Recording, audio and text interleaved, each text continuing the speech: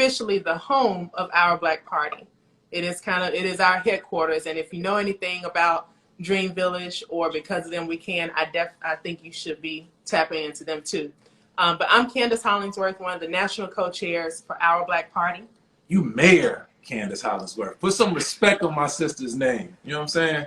This Mayor Candace Hollingsworth right here, the first black female mayor of Hyattsville, Maryland. I didn't know you were a hype man too. Yeah, we lit out here. What up, y'all? I'm Dr. Wes Bellamy. Hey, Bowie. Right, I'm sorry. Go ahead. Nah, but for real, what's up? I'm Dr. Wes Bellamy, National Co-Chair of Our Black Party, former Vice Mayor of Charlottesville, Virginia, Political Science Department Chairman at Virginia State University. We are extremely happy to have you all with us today to talk about Our Black Party. I know there's a lot of questions. A lot of folks are talking about a lot of different things, so we're here to answer them. We had a few that have already been sent in, but before we get started, we want to show some love to our National Steering Committee members. Shout out to our sister, Stephanie Morales, Commonwealth Attorney from Portsmouth, Virginia. Our sister, the Honorable Leah Webb, former City Councilwoman from Binghamton, New York. And our brother, Rashad Drakeford. Lambert. Well, I always say Rashad I don't know why. Shout out to my bro, Rashad Lambert, one of the founders of Forbes the Culture. Shout out, bro. One of the things that you'll get to learn about Wes is that he often messes up a lot of names. Unfortunately, it happens at certain times like these on camera. But that's all right. Rashad Lambert, who is our fifth and final member of the National Steering Committee for Our Black Party.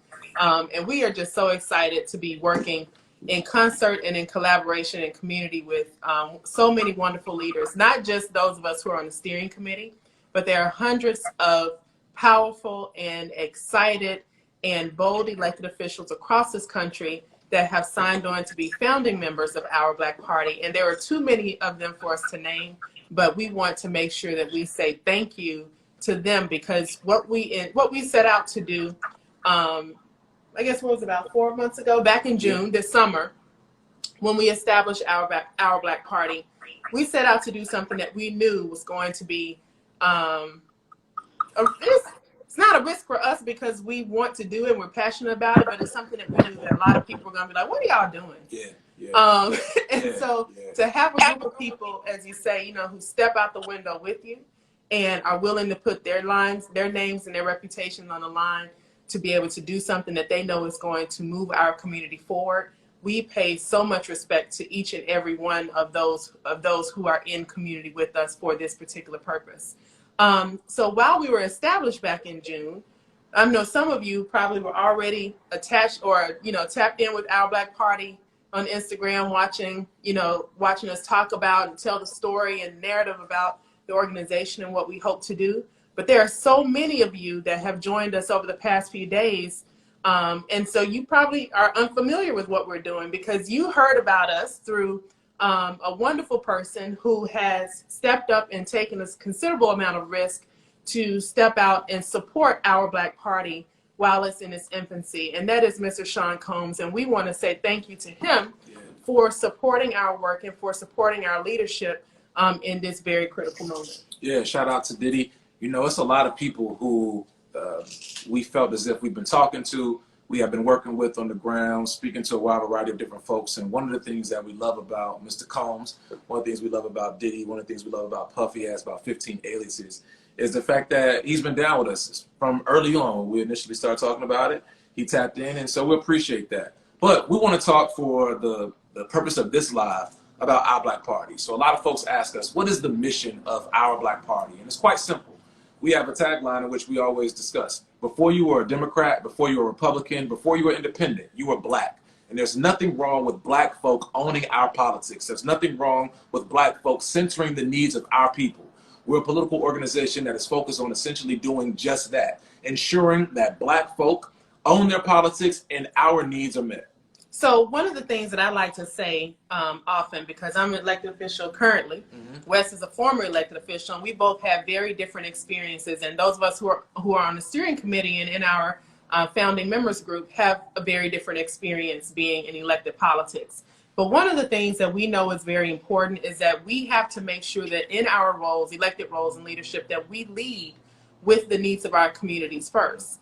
And a lot of times that's difficult for Black elected officials for a variety of reasons. And not just Black elected officials, but those elected officials that actually care about the issues that are important to Black communities. Right. And unfortunately, you might find times where people are more willing to step out on in support of other endeavors and other coalitions before they're willing to step out for ours, because we don't have the mandate or we don't have the money. Right. And we want to make sure that we're building an organization that is able to support bold leadership and know that they are powered by so many people across the country who are willing to stand up and support their work, but to also support their work with their dollars to help keep them in office, so that we know that their primary interest, when you talk about special interest groups, is Black people. And we want to make sure that we're on that list as well. So the Black agenda, a lot of people talk about what is the Black agenda, and we know that Black folk are not a monolithic group. There's a wide variety of us who have different thought processes. There's a lot of us who have different experiences, and we see things in a wide variety of different ways. That's okay. We don't all have to think about everything the exact same way all the time, because if we all did, we wouldn't be able to move forward collectively as a people.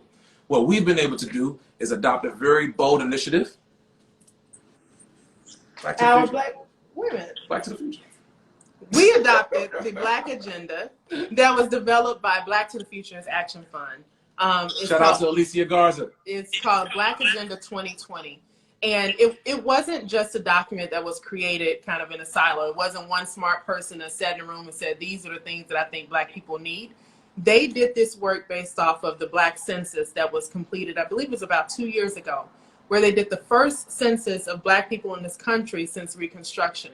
And they surveyed over 30,000 Black people to determine what are the things that are important to you, what things or policies are needed to make our lives better collectively, and also for the different segments within our population, within our communities, because we know that the Black experience is just not one singular experience.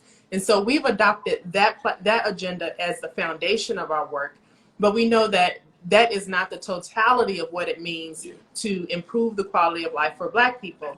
So we have a survey on our website that we want to make sure that each of you, actually it's on our link tree in the on our profile. If you go to the link tree, you'll see a survey. It says take our survey. We want to hear from you. What are the issues that matter most to you in your communities? Because we want to make sure that we're getting input from everyone from across the full span of our membership as that membership grows, and even at this early point in our organization. Yes.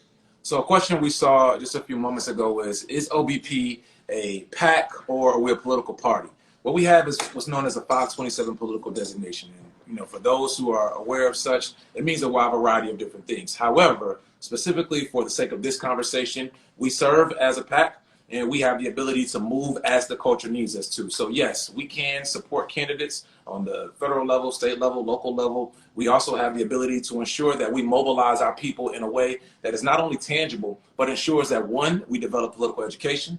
Secondly, we ensure that we understand the needs of our communities. And lastly, we understand and recognize our power. We want everyone to understand that through our Black Party, you can be a Democrat, you can be a Republican, you can have whatever political affiliation that you choose to. We just want you to put Black first. And it's important, and matter of fact, it's imperative. If we want to truly lead our people, if we want to move our communities forward, we are going to have to center ourselves and put Black first and understand there is nothing wrong with doing just that. So this is the question that's probably been the most amusing to me, and that is, will this be more divisive? What do you think? Here's my thoughts on that. People will always say whenever Black folk decide to do for ourselves, the timing isn't right. It's a divisive matter. Why don't we do it later? Why don't we focus on doing something else? But the fact of the matter remains, we have to, again, put ourselves first. And when we look at how we want to move forward and, again, mobilize our people, we can't operate from a perspective in which we're just reacting to what's going on. Some people have said, well, why did you all start in June or July? Why did you all start early in the year? Why did he just come out with his support right now? Why not wait until after the election? You're going to divide our folks. You're going to split the vote. You're going to mess up the election and so forth. All of these other excuses for why we can't mobilize ourselves. We want to think about it, we're thinking about it from this perspective. Regardless of who wins the presidential election, whether it's Biden, whether it's Trump, whether it's some person who comes out of woo-woo land, It's like, what? Where is I don't land? know. But look, we want to make sure, again, that Black folk are mobilized, because regardless of who wins, on December 3rd, our communities are going to need help. On January 4th, our communities are going to need organizing. On February 12th, our communities are going to need to be mobilized. So why wait until after the election to get our house in order? That's why we're asking for everyone to go to www.ourblackparty.org, fill out our survey, make sure you sign up. We're collecting information, and we have a series of steps in which we need everyone to tap in with, join us on, and help us make this as best as we can be, because again, this is about us. So in case you're wondering where we're getting questions from, we have people who are watching the live, watching the conversations here and kind of giving us questions. So we're getting those. So please, if you have any questions, put them in the comments so we can get those. One of them is, let's see, can you join if you're not Black? So if you've gone to the website and you've clicked join, you likely see a set of 9 values that are there. And that what they say is that I believe, as a member of Our Black Party, that all of these things are true. Mm-hmm. And the first one is that I believe that Black people have a right to own their own politics. Yeah. You don't have to be Black to say that. You don't have to be Black to believe that. And so what we are building is an organization that is centered around Black people, powered by Black people, but supported by our allies and folks who believe that what we are fighting for is worthwhile, and are willing to put their time, their energy, and their resources towards making that a reality. Facts. How do you plan on holding elected officials accountable? It's a great question. We understand and we know this. As my dear sister Angela Rye would say, as she always says, all skin folk ain't kinfolk. It's important for us to understand that we don't just support people because they're Black.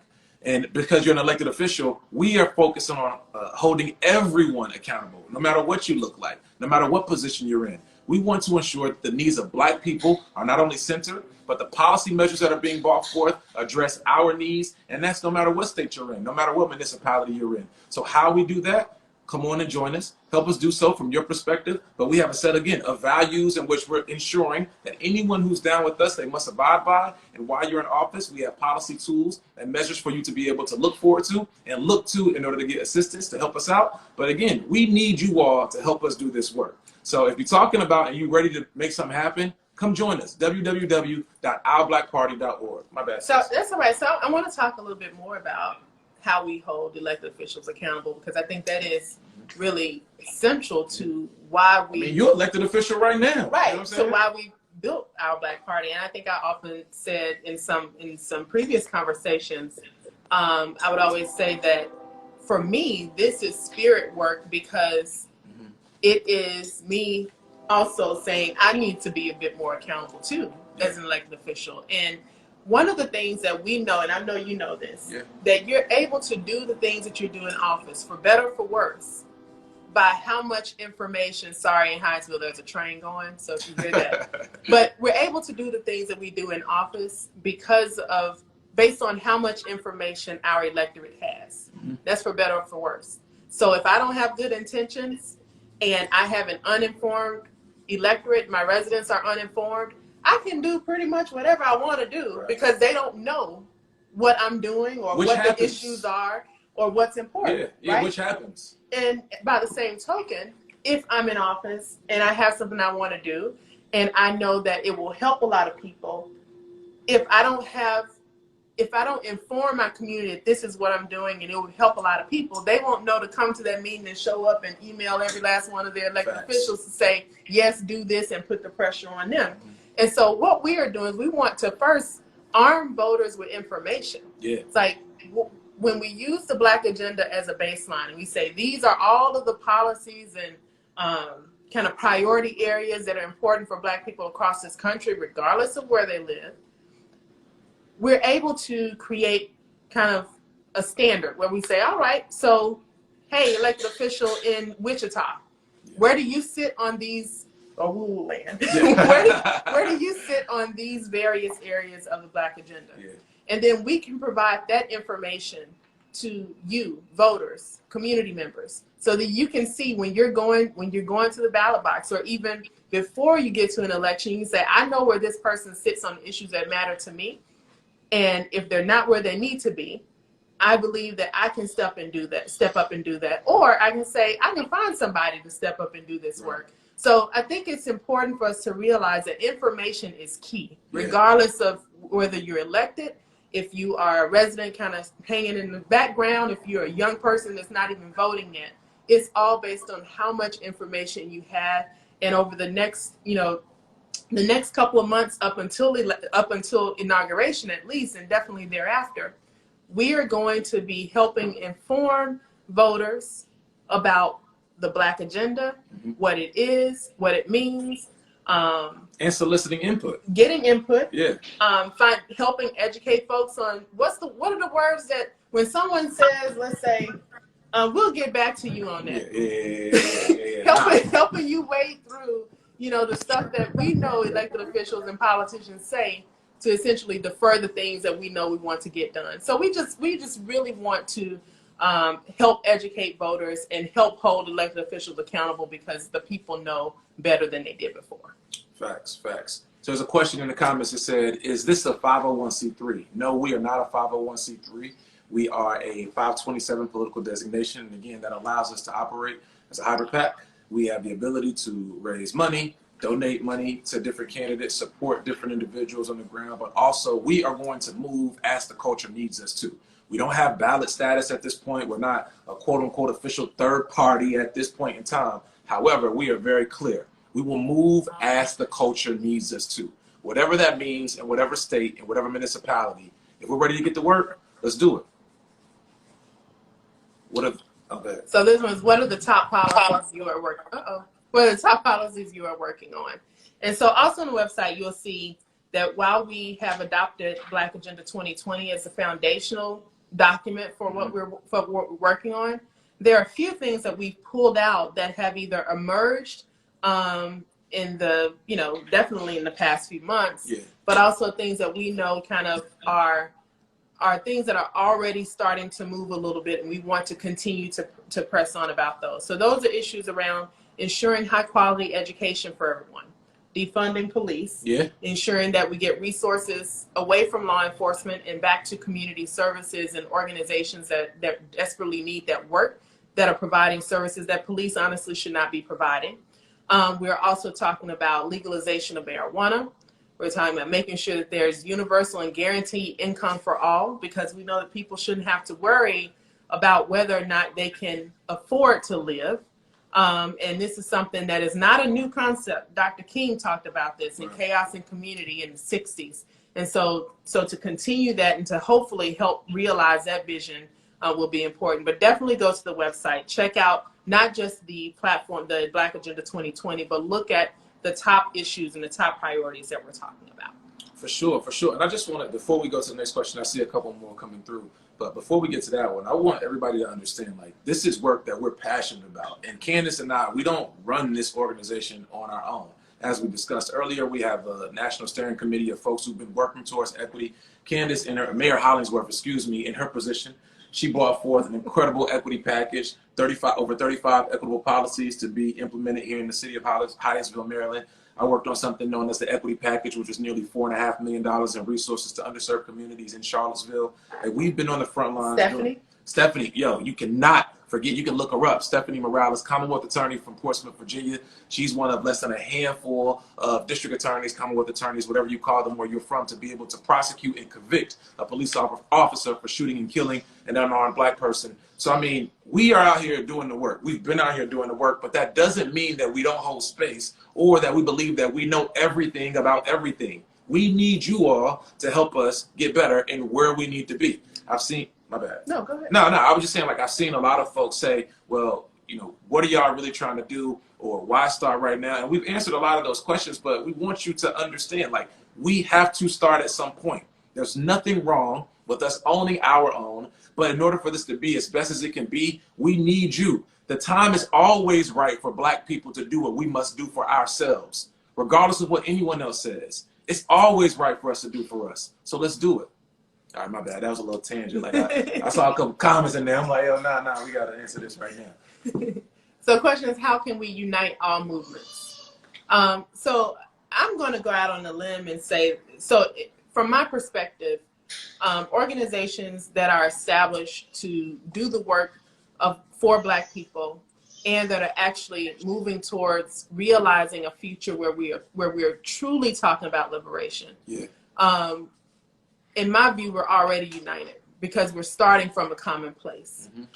And we are part of an ecosystem of organizations that are working diligently and have been working far longer than we have in this particular space. Organizations like Movement for Black Lives, like Black Lives Matter, even Working Families Party, coalition building organizations, Black Voters Matter. Yeah. National Black Justice Coalition. Yeah. So, I mean, there's so many organizations that have been working because we can't talk about the Black agenda and not talk about community-based organizations, because the reality is that while we have elected officials and politicians that are in positions of power that are supposed to pass policies that improve our lives, the agenda was driven by community-based organizations. Right. And we have to respect that. Right. And we have to make sure that we move and we act in concert and that we don't undermine the work of any of those organizations so that we're able to move our entire community forward. For sure. Shout out to my young king, Sean from DC. Shout out to Ty House of Power. I saw y'all on here tapping in. And they remind me, like, yo, for real, the whole thought and notion that there only can be one organization that does X, Y, and Z is really something that's rooted in white supremacy. That's white supremacy ideology, that there can only be one group of Black folk or one leader or only one set of folks who do all of the work. We believe in, as Mayor Hollingsworth alluded to, coalition building. We're here to work with any and everybody as long as we can agree to the set of values that ensure that Black folk are centered and we're moving our people collectively forward in a way that we know will be beneficial to our people. So join us, www.ourblackparty.org. Tap in, sign up, take the survey, as well as answer the questions on the survey, tell a friend to tell a friend so we can build this movement together. All right, next question. Uh-oh. Is this restricted to just Americans? Oh, good question. Is this restricted to just Americans? So I think one of the things that we have to talk about is there is a Black experience. There is a unique Black American experience. Mm-hmm. Those of us who are descendants of slaves and slavery in America. Yeah. But then there is the Black experience in America. For those of us, regardless of where we have come from or our countries of origin, when we share this complexion that white America sees, that experience oftentimes, ends up being, we have that commonality there. Yeah. So in my view, I think this organization is about improving the quality of life for Black people in America. Mm-hmm. So whether you're, are you naturalized, are you, citizen or not, or are you visiting, whatever way that works, if this is a mission that you feel committed to and something that you want to invest your time and energy in, we want everyone to be on board. I agree wholeheartedly. And I think, again, in order for us to be able to do that in a successful way, in an efficient manner as well, we need manpower. We need woman power. We need all of our folks to be able to join in and tap in, and let's lock arms so that we can do this work and carry it out together. What's up? What's up with the next question? Where we at? I see some folks in the comments like, okay, where are we meeting? All that good stuff. How can I get involved? What's the question, Wes? Oh, my bad. How can I get involved? You can get involved by joining us. You can tap in, follow us on IG right here, right now at Our Black Party. You can sign up on the website, www.ourblackparty.org. Again, sign up, fill out the survey, tell a friend to tell a friend, and let's get it in. Next question, is this similar to the original purpose of the NAACP, the National Advancement for the Association of Colored People? Color folk. Color folk. That's what they used to say back in the day. Now we're saying it again, color folk. I say color folk. So there was a distinctly political mission initially for organizations like NAACP when we're talking about at the time that they were founded, right? Mm-hmm. But over the years, and I think especially kind of the way that, U.S. tax structure works, right, it ends up pushing organizations with, civic missions towards adopting or becoming 501c3. Mm-hmm. And when you're a 501c3 organization, you become a little bit more restricted or confined and constrained by what you can do. Yeah. And so I think you have to be nonpartisan. Yeah. And so I think that over time, there's been probably a bit more, there's been a bit more kind of broader and apolitical, I might be misspeaking, but a little bit apolitical actions. But I think the initial ideas and the core values are still very much the same, in my opinion. Yeah. Which is to harness power for Black people, to make sure that we are passing policies and supporting policies that improve quality of life and the Black experience in America. And I would also add that there's room for all of us in this movement work, in this space. We are specific in terms of our mission, in terms of thinking about it from a perspective that we want to endorse candidates. We want to run down their record. We want to make sure that they're centering the needs of Black folk and telling our members or whomever that may be to make sure that you vote and support X, Y, Z person because they value us based off of not only how they answered our questionnaire and the documents that we send out to them in terms of them getting our support, but we see with their track record what they're about. The NAACP, from their 501c3 arm, can't do that per se because they are a C3 and they have to be, again, like nonpartisan to a certain extent. So we're different in that regard, but that doesn't mean that there's any issues. That doesn't mean that we don't got love for them. Shout out to my sis, Tiffany Lofton. She was just on our town hall, our Black Party town hall that aired on Revolt. You can check it out on YouTube right now. Shout out to Mr. Johnson, the national CEO of NAACP. But we also have to realize, though, that that is part of the legacy that we're built on. Facts. NAACP and like National Council for Negro Women, Urban League, all of those organizations are part of the legacy, and the reason why Black folks can even have the audacity to think that we could form something and do something too. Yeah. So how embedded we may be in political spaces may be different, but the heart of the work that we're doing, I think, is very much the same. Facts. So question, what can white people do to support besides voting? Oh, that's a lot. Man, I can buy my book. Don't beat me up. So here's a couple things that white folk can do. Look at Candace. This is my sister. I love her to death. A couple things that you can do. First and foremost, educate yourself. We think it's important for white folk to be equipped with the knowledge, not only about how you eradicate white supremacy based off these systems that are currently in place, but also how you ensure that you are not perpetuating white supremacy on a day-to-day basis. That goes beyond voting. So when you're at the dinner table and you hear your grandma, your auntie, your uncle, whomever say that offhand comment, do you address them and check them? Or do you say, oh, I just let it slide because that's who they are? When you see something happening to a person of color, or a Black person specifically, do you stand up and speak out to use your privilege, or do you just let things slide? Are you willing to, if you're in current elected office and you're white, are you advocating for Black policies to change the landscapes of our communities? Are you being an ally or an accomplice? Those are the things that white folk can do just past voting, but you can also donate to our Black Party. You can tell your friends to support our Black Party. There's a litany of different things. Candace, what am I missing? I mean, I'm sure we're missing something, but I think that's a good primer.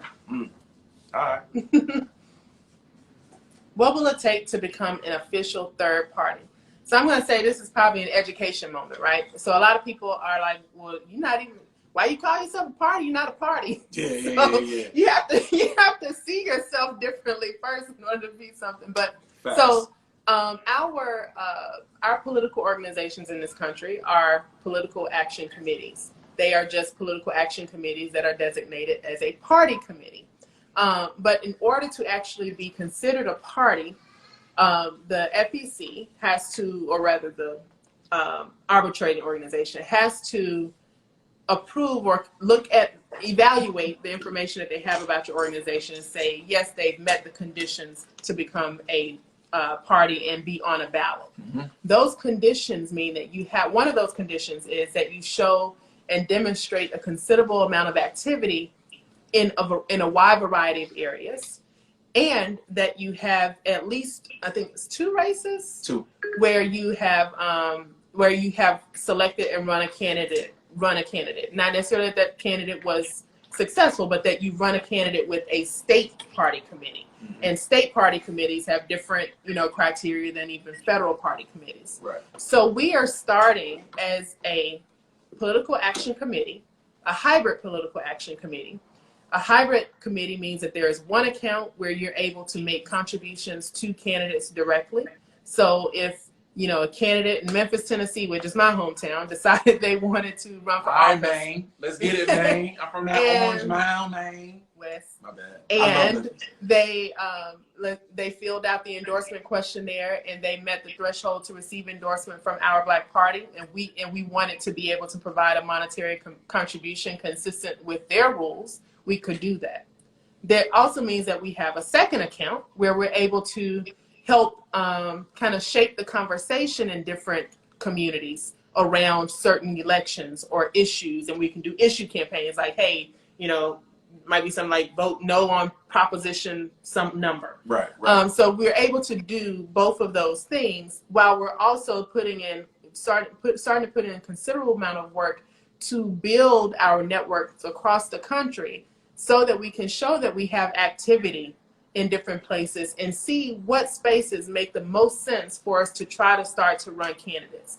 It is certainly a process, but we have to start somewhere. And just know, as Wes said earlier, we are prepared to go wherever this work takes us and wherever our community needs us to go. So we are just setting a foundation that we believe we can build off of without having to disrupt the work. And a great deal of this work is educating our community specifically. Like, I know I can speak for Candace. Like, we love all people. We love everybody.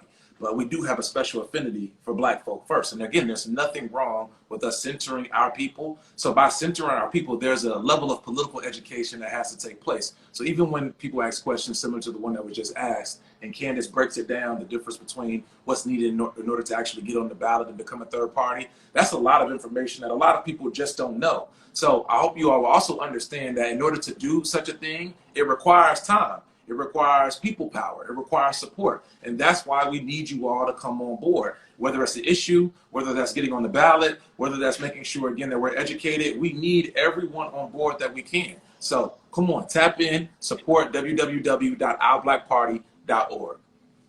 What is OBP's stance on reparations? I seen y'all asking that question about 100 times. Don't think we ducking. We don't duck no wreck around here, all right? Let's make sure we put that clear. We don't duck no wreck. Not as scared of answering any questions. I just want to make sure that people know that, like, we don't duck no wreck. But this party ain't made up or consisted of some scary folk. Like, we scared to answer questions or anything like that. So we have a stance on OBP. Yeah, we are in support of reparations. We believe wholeheartedly rather, that Black folk deserve a great deal within our community. We know that we're owed a wide variety of different things. How we get to that point, we're willing and open to working with different folks to develop the pathway to get there. And I think we want to be clear about when we say we support reparations, what that means. Yeah. Because I'm pretty sure a lot of folks have seen the headlines where different articles will say, oh, so-and-so, city passed a bill for reparations. And what they're essentially doing is just reinvesting money in the communities that need it, and those communities that need it are Black. That's not reparations, okay? Correct. So we want to make sure that we are talking about the same thing.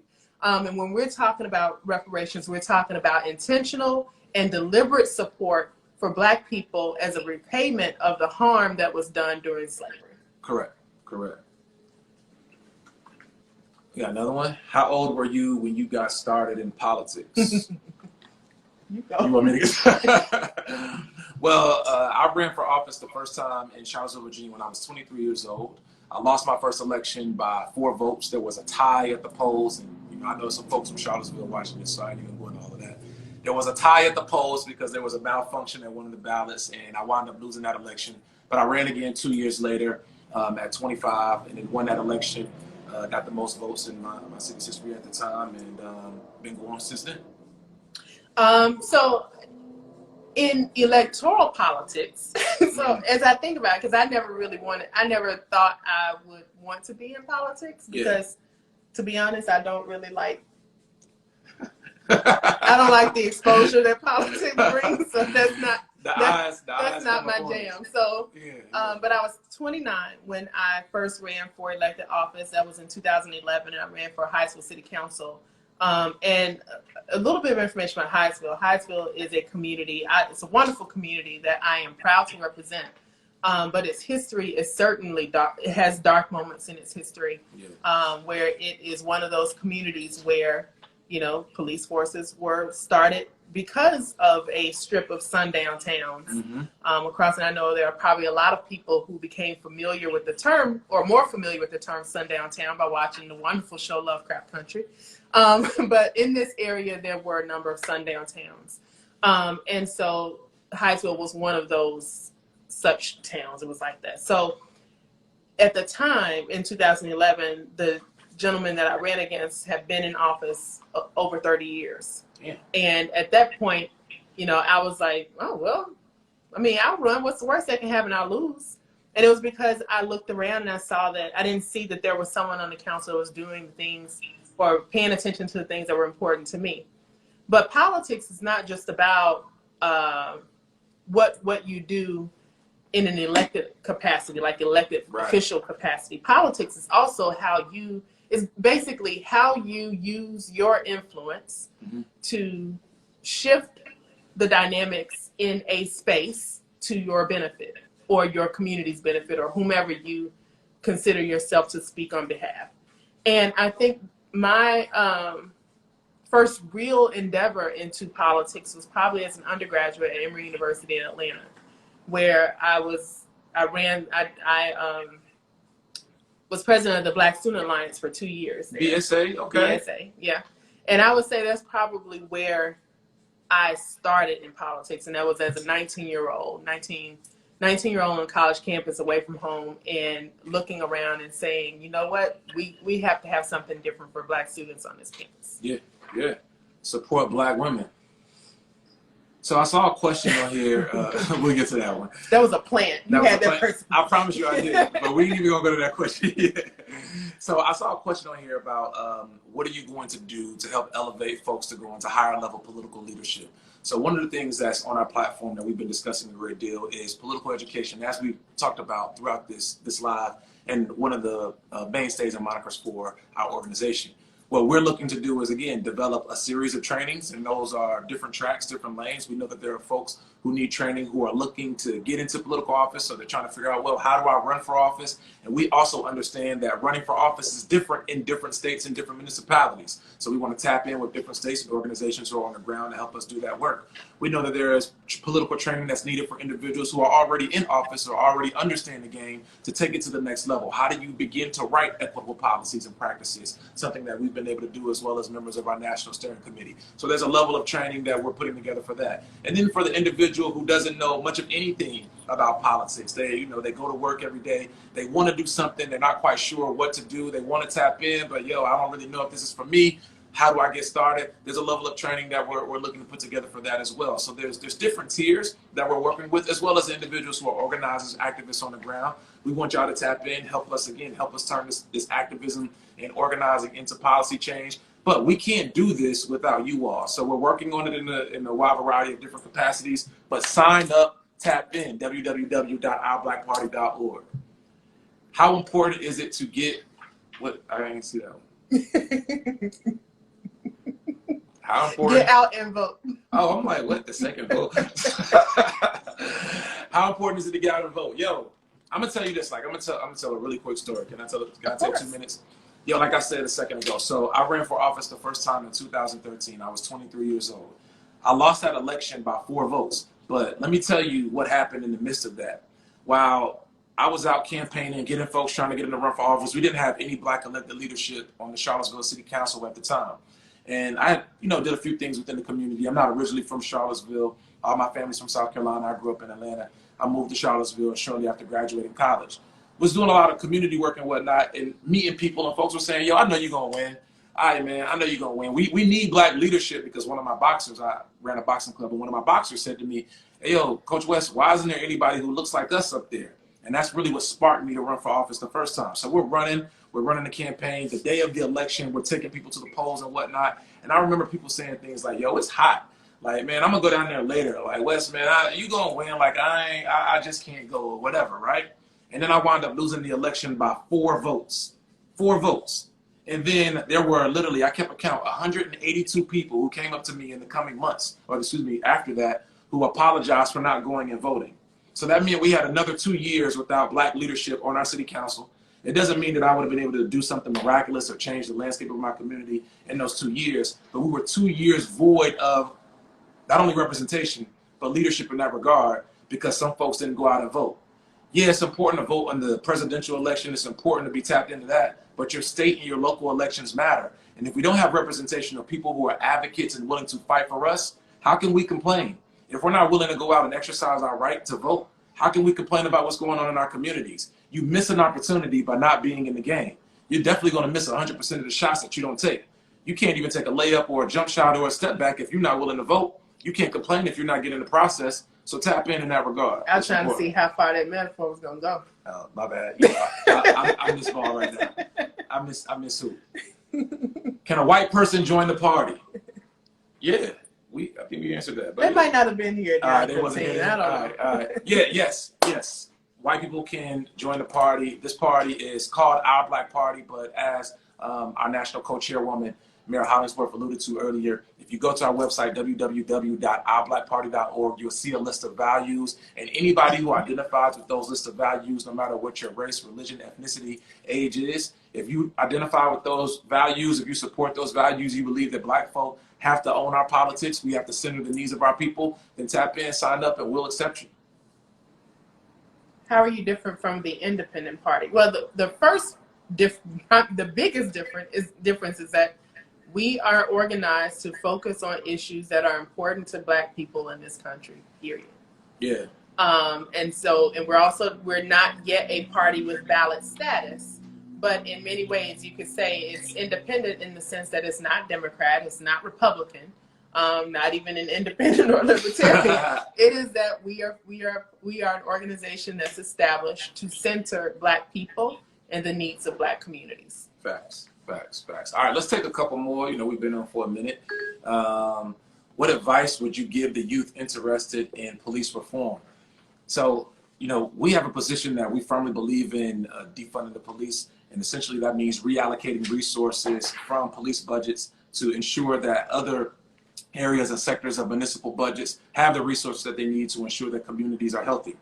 We believe in moving away from the term quote unquote policing, and we believe firmly in public safety. There's a difference in the two. Our communities need public safety. They don't always need quote unquote policing. How do young people get involved in that regard? I think it's rather simple. What I would encourage every person to do, not just individuals who are young, but every person who's watching this live, go and Google your municipalities, wherever you live, their city budget. It has to be made available to the public, whether that's online, whether that's at the city hall, wherever the case may be. Go and look up your city's budget. Go and look up the percentage of resources that are being allocated to your city police's budget, the public safety budget. And then look at and compare that to the amount of resources that are being allocated to the school budget, the resources being allocated to the social services budget, the resources that are being allocated to some of these other services that help improve our community. That's where we start, and then we begin developing plans to ensure that things are more balanced and equitable. Can a felon join the party? Can a felon join the party? Yeah, why not? Right. Yeah, it's our Black party. Yes, absolutely. Yeah. Absolutely. So, one of the things that's important when we're talking about that is that parties are groups that are organized around a common cause, right? And it's really unfortunate that we are at a place in a moment where the franchise has been so we've just limited democracy in so many ways. And one of those important ways is that we have restricted the ability to vote by people's previous felony convictions or their carceral status. And that's part of actually the Black agenda. The Black agenda actually demands that we work to extend the right to vote to those who have been convicted of felonies, to those who have been disenfranchised because of their criminal records or previous history and adjudication. And so that's something that we want to work towards. And so the fact that someone, recognizes that is an area where it's possible that they may not be able to be a part of something because of their history, that's the type of reality that we want to avoid. We want it to be a place where people recognize I always belonged. There's always a space for me. Yeah. And that is one of those places. Facts. We want to make sure that everybody feels represented in that regard. We'll take 2 more. Cool? Yeah. One, how do I donate? You can donate on our website, www.ourblackparty.org. There's a donate tab on there. Please be sure to support, tap in. Yep. We can't do this work without resources. And if you want to mail a contribution, you can mail a contribution to 5128 Baltimore Avenue, Hyattsville, Maryland, 20781. One more. Let's see. What we Last one. Oh, reintroduce ourselves. That was more guidance to us. Yeah, more guys. So, yes, this is being recorded. I see that right there. Yes, so for the past, 47 minutes, you guys have been watching and listening. Those of you who tapped in from the beginning and those who joined midway, you've been watching us talk about Our Black Party. We're answering a few questions about the organization that we've started, and that we started along with our steering committee and a groundswell of support from other young and bold elected officials across the country. And we are thankful to have the platform and the passion of Mr. Sean Combs to help us propel our mission forward and to introduce Our Black Party to a wider audience. Yeah. So that's why you'll see a screen is black. This is about the work and about the mission and getting more people to see what we're talking about and listen to what our plans are, and at least to give you some introduction to who we are. So I am Candace Hollingsworth, Mayor of the City of Hyattsville, but I'm also proud to be National Co-Chair for Our Black Party. And you're a proud Black woman, and we're gonna support, protect, and love this Black woman as all of our Black women in our Black Party, because that's one of our missions. Ain't that right, sister? I am gonna hold you to that. Oh, damn. All right. Anyway, so I'm Dr. Wes Bellamy, National Co-Chairman of Our Black Party, former Vice Mayor of Charlottesville, Virginia, and Political Science Department Chairman at Virginia State University. Again, it is incredibly important, and we're thankful to not only have support of Mr. Sean Combs, aka Diddy, but also all of you who are tapped in, signing up to our organization. Again, we need you, www.ourblackparty.org. And remember, before you were a Democrat, before you were a Republican, before you were independent, you were Black. There's nothing wrong with Black folk owning our politics. There's nothing wrong with Black folk doing for ourselves. And there's nothing wrong with us saying that we're going to control the narrative when it comes to our people. Let's support each other. Let's love each other. Let's make sure that we empower each other. We got it. You got it. Peace and love. Good night, everybody.